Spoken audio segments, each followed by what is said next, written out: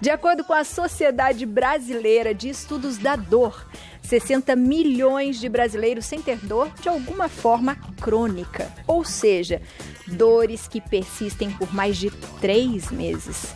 Para tirar as nossas dúvidas sobre os diferentes tipos de dores e os seus tratamentos, eu recebo aqui na nossa casa a anestesiologista e especialista em dor e acupuntura, doutora Jamile Pereira, lindíssima, que está aqui na nossa casa. Boa tarde, Jamile. Boa tarde, Biane, tudo bem? Falei que é a parte 2, porque aquele dia a gente choveu de pergunta, né? Pois é, agora eu fiquei assim, eu falei, nossa, a gente então vai responder, vamos voltar todas as outras perguntas, né? Tem um tema muito, muito, muito grande, né? São muitas dúvidas sobre dores, né? Muitas dúvidas. Mas a gente vai tentar ver se a gente consegue resolver algumas questões aí. Algumas dores que nos afligem. Ó, vamos então para a primeira perguntinha que a gente tem aqui, ó. Boa tarde, é da Angélica Reis. É o que a gente fez, gente, só para dizer para vocês. Quando a gente fala parte 2, que veio muita pergunta, então o que a nossa equipe faz? Separa todas as perguntas que vocês enviaram na primeira vez que a Jamile veio. E aqui, ó, tá tudo aqui, tá? Então a gente vai fazer para responder para vocês. Então, da Angélica Reis. Boa tarde, sinto dores nas pernas todos os dias. Devo me preocupar? E aí? Nossa, dores nas pernas, né? Então, assim, voltando a relembrar um pouquinho que a gente fala sobre dor, né?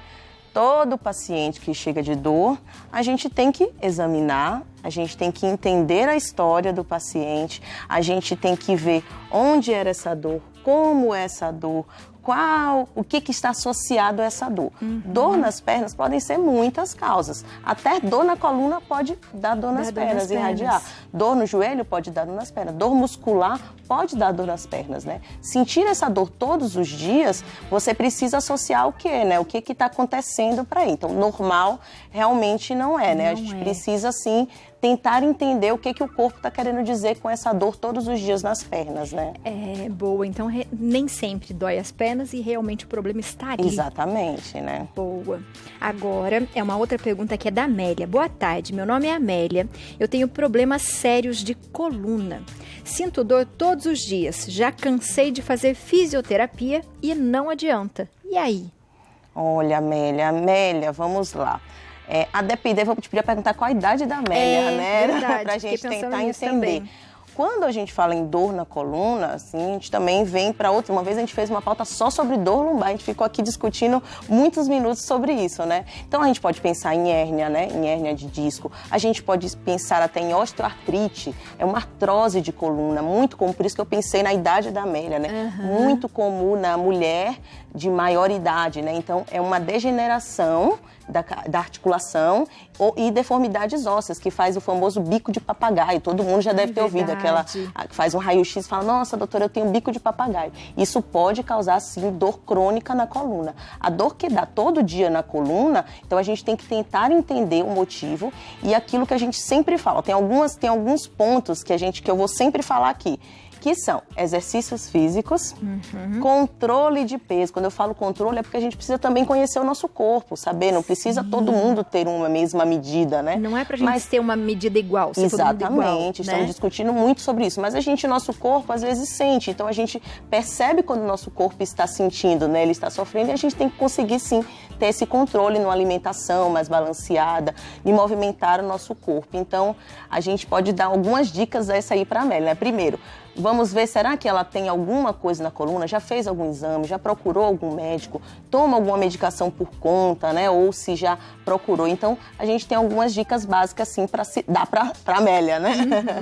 Boa. E o que mais que a gente pode pensar em relação à coluna? Má postura, mesmo que ela faça fisioterapia, às vezes pode dar algum probleminha ali, não pode? É verdade, ela falou um pouco sobre a fisioterapia, né? Sim, o jeito de dormir, por exemplo, às vezes o travesseiro, o colchão que a gente dorme, a forma de trabalhar, lembra, a gente frisou muito esse ponto. Então, a gente está aqui na pandemia, começa a trabalhar mais em casa, fazer algumas atividades domésticas, só que abaixando de mau jeito, ficando mais tempo em pé, sentando erradamente, né? Trabalhando em posições que não eram para se trabalhar. Então, tem também todas essas questões que fazem agora, nesse momento que estamos vivendo, ainda ter mais essa dor na coluna associada, né? E é a causa mais comum, né? Lembrando de dor. A gente agora está no mês da mulher, né? Estamos aqui em março, então foram feitos alguns questionários e a gente tem esse dado, né? Sabe, imagina qual que você diria que são as dores mais comuns na mulher. Eu perguntei para minha mãe, eu falei assim, mãe, quais são as dores mais comuns nas mulheres aí? O que você acharia, Biane? Dor na coluna. Dor na coluna tá entre ela. Cólica menstrual, né? Dor na coluna e enxaqueca. Acho que toda mulher já sentiu alguma vez uma dessas três. Então aí, né? Nós agora que somos mulheres estamos aí presentes com essas três dores que são muito comuns e que nos fazem o tempo inteiro lembrar do que é sentir dor, né? O que é sentir... Aí é horrível sentir dor. Não dá. A gente tem, mais uma pergunta aqui da Maria Cristina. Não perca o seu programa um dia. Que bonitinha. Um beijo pra você.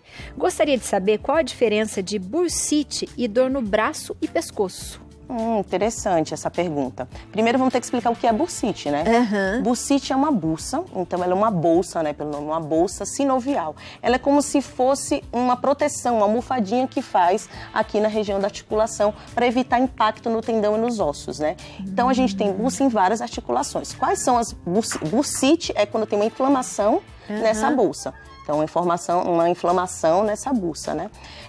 Nós temos nos ombros, no quadril, no joelho, cotovelo. Então, a gente pode ter inflamação em algum desses locais que dão essa dor. Geralmente, a gente pensa só mais nos braços quando fala da bursite, né? Por quê? Porque a bursite do ombro é muito comum. Sabe aquela rigidez, aquela coisa que você fala assim, nossa, alguém que trabalha com pintura, professores têm. Minha mãe, professora, por exemplo, ela tinha muita inflamação no ombro. Aquele ombro enrijecido, duro para levantar, ou que você não consegue nem fazer esse movimento. Então, isso pode ser uma inflamação nos ombros. A gente tem uma série de tratamentos, né? Pode ser medicamentoso, alguns anti-inflamatórios, a fisioterapia e tem até tratamentos intervencionistas, que a gente faz alguns bloqueios, infiltração, por exemplo, com algumas medicações. Tem uma até que ela é como se fosse um gel assim, simulando também, né, para fazer essa proteção. Tem corticoides que a gente pode... Tudo, claro, com indicação médica para saber o que tem e onde é essa causa dessa bursa, né? É um diagnóstico geralmente que é feito com imagem, mas clinicamente, com os sintomas, você pode sim também. E aí ela perguntou a diferença, então é isso. A gente explicou o que é bursa, mas a bursa ela pode causar, se ela for no ombro, por exemplo, ela pode dar uma dor aqui meio no pescoço e no braço, né? Então são bem diferentes. A bursite, eu acho que todo mundo conseguiu entender, né? Então essa inflamação na bursa, né? Nessa bolsa. E a dor, às vezes, talvez no braço e pescoço, também tem um pouquinho a ver com estresse, com tensão. Também tem um pouco disso, não tem? Com certeza. Principalmente quando a gente tem uma dor e a gente começa a ter proteção para essa dor. Essa dor que todo mundo esquece, né? Então, eu tô doendo aqui, aí eu começo a fazer um movimento de proteção, eu começo a ficar dura, eu começo a proteger e aí eu começo a contracturar algumas musculaturas. Então, essa associação de algumas dores com essa dor enrijecida, essa dor muscular, essa dor no pescoço, sim, também é associada. E a dor do nervoso, do estresse, é a dor tensional. É aquela tensão, é aquela já carregando o peso dos mundos nas costas, né? Então, sim, é muito comum. E eu acho que quase todo mundo já percebeu, né? Quando a pessoa tá mais tensa, fala, nossa, já começou a me doer aqui um pouquinho, né? Você fica até mais assim, paradinho. Eu vou intercalar com perguntas de WhatsApp também, tá, diretor? Então vamos lá para a pergunta da Márcia Silva, de São José dos Campos, São Paulo, porque tem pergunta aqui, então eu vou intercalar, tá? Olá, Abby, doutora Jamile. Gostaria que vocês falassem sobre como diferenciar uma dor contínua de fibromialgia. Obrigada. Um beijo, Márcia. Tá. A dor contínua é uma característica da dor. Lembra que eu falei que quando a gente vem com o paciente, a gente tem que entender como é essa dor? Então, a dor, ela pode ser ocasional, ela pode ser vir de vez em quando, associada quando eu levanto, quando eu deito. Ela pode ser o tempo inteiro, que é a dor contínua. Então, eu sinto dor o tempo inteiro. A dor da fibromialgia, ela tem essa característica de ser contínua. Então, a dor contínua, ela está dentro da fibromialgia. Aquele paciente que fala, eu sinto dor o tempo inteiro. A dor, ela pode ter uma causa. Eu fiz um movimento e aí é uma dor situacional, né? Uma dor esporádica, uma dor que fez por algum motivo. A dor, ela pode ser aguda e crônica. Então, tem algumas características, algumas classificações das dores que a gente, no decorrer do exame do paciente, a gente começa a perceber. Então, a resposta é, dentro da dor contínua, a fibromialgia está dentro dessa dor contínua, né? Porque quem tem fibromialgia tem uma dor contínua no corpo, né? Em vários vários pontos do corpo, né? E quando a gente consegue identificar exatamente, por exemplo, a gente falou das pernas, né, que de repente pode ser na coluna, a gente tem que fazer que tipo de exame para a gente identificar, não, de repente essa dor pode estar em outro lugar? Como é que a gente sabe? Tá, é difícil explicar. Geralmente a gente percebe muito no exame físico. Então, a dor referida, por exemplo, vou dar um exemplo até interno de um órgão. Quando a gente faz uma cirurgia no fígado, por exemplo, o paciente pode ter dor no ombro. É uma dor referida que a gente chama. Alguns nervos que passam irradiam outros lugares. Então, o paciente tem uma dor no lugar, mas a dor a dor é sentida aqui no ombro, por exemplo. E existe dores musculares, que são pontos gatilhos. Então, ele tem uma contratura, sabe aquele, você está cheio de nódulo quando você vai fazer uma massagem, e aí ele aperta aqui e você fala, nossa, essa dor subiu para o meu pescoço. Eu não sei se alguma vez você já sentiu isso. Direto. Que você aperta, então, isso também... Nossa, tá doendo até minha cabeça. Exatamente. Então, essa dor da contratura, ela pode mostrar, porque o nosso músculo ele é comprido, às vezes ele pode ser redondinho, temos vários tipos de musculatura, de tendões, de nervos, então ela pode ser essa dor sentida em outro local. Para o paciente mesmo é complicado a gente pensar isso, então é uma coisa muito mais estudada, sentida, que a gente, como médico, a gente consegue, ou o fisioterapeuta que também tem muita prática sobre isso, ele consegue perceber, sabe, dessa dor ser em outro local, né? É, porque não é tão nítido, né? Não, é difícil você mesmo perceber, né? Boa, a gente tem mais uma aqui, ó, da Viviane, de Entrefolhas, Minas Gerais. Boa tarde, convivo com uma dor na região do pescoço e nuca. O que eu posso fazer para melhorar além de fisioterapia? Tá, então vamos lá. Vamos pensar sobre como está sendo o seu dia a dia. Com o que você trabalha? Você trabalha sentada, trabalha em pé, você se exercita durante o tempo onde você está trabalhando, você está fazendo muita atividade doméstica em casa, assim, de fazer lavando, estendendo roupa. Cabeça muito baixa, exatamente. né? Você está praticando exercício e alongamento, né? Como está o seu dia a dia, a sua vida? A gente podia até ir mais profundo, né? Você está passando por algum momento. Então, existem algumas situações, sim, que a gente consegue. Quando o tratamento ele é feito só pontual, ou só com medicação, ou só com fisioterapia, ele tem uma tendência a tratar uma quantidade pequena. Pessoas que já iam melhorar mesmo, né? Então, eu vou lá, aquela dor que você tem, tomou uma dipirona, um paracetamol, e eu falo, nossa, estou melhor. Quando a dor ela começa a se cronificar, a gente tem que entender o contexto inteiro do paciente. Então, são muitas coisas que a gente pode entender. A fisioterapia não está melhorando por quê? Quais são como é que está sendo esse tratamento com a fisioterapia? Quais pontos? Está fazendo só tenso? Está fazendo movimentos de alongamento? Está fazendo fortalecimento? O que está praticando nessa fisioterapia também? Então, tem muitas coisas, sim, que podem ser feitas. Às vezes, os pacientes eles chegam muito frustrados, né? E, na verdade, achando, eu já fiz de tudo. Quantas vezes eu já fiz de tudo, já tentei de tudo. E, às vezes, não foi tentado de tudo, ou foi feito de uma forma não estruturada, não pensada, né? Sabe aquela coisa que você tem que resolver um problema e você começa a fazer uma coisa misturada com a outra, vai pegando, e aí você não senta e pensa, vamos lá, o que é que eu preciso fazer? Quais são os pontos que a gente precisa trabalhar? Onde eu posso fazer, onde o médico pode me ajudar, né? Então, isso também é muito, muito interessante e é muito praticado num médico que trabalha com dor, né? Porque a gente vê isso no nosso dia a dia. Então, é uma conversa diária com o paciente, onde a gente fala, eu não tenho a solução, nem você sozinha tem a solução. Juntos nós podemos encontrar uma solução, né? Exatamente. E uma coisa que a gente acaba fazendo, eu já fiz várias vezes e vejo as pessoas fazerem, aí tô com uma dor aqui no pescoço, aqui, estralar. Pode fazer isso é bom, não, porque tem gente que estala o pescoço que você escuta de longe o barulho. É controverso. Como que funciona isso? O problema do estralar é se você tiver alguma lesão ou se for algum movimento brusco, né? Eu já vi situações de pessoas que faziam isso muito e que acabou tendo um deslizamento ou que teve alguma complicação. A estalada rotineira ou normal, assim, geralmente não dá nenhuma repercussão, não tem nenhum problema, assim, de você fazer. Agora, movimentos, ou você está com uma dor naquele momento e aconteceu alguma situação e você fazer esse movimento brusco pode, sim, causar alguma lesão, né?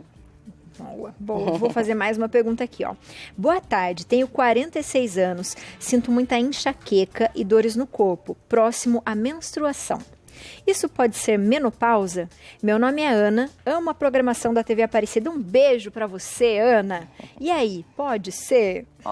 Tudo bem, Ana? Então, a menopausa, ela não é caracterizada por isso, por ter enxaqueca no período perimenstrual. A menopausa é uma síndrome, né, também onde a mulher, ela para de menstruar, geralmente por 1 ano, e é acometida por outros sintomas, que a gente chama de climatério, que é insônia, as ondas de calor.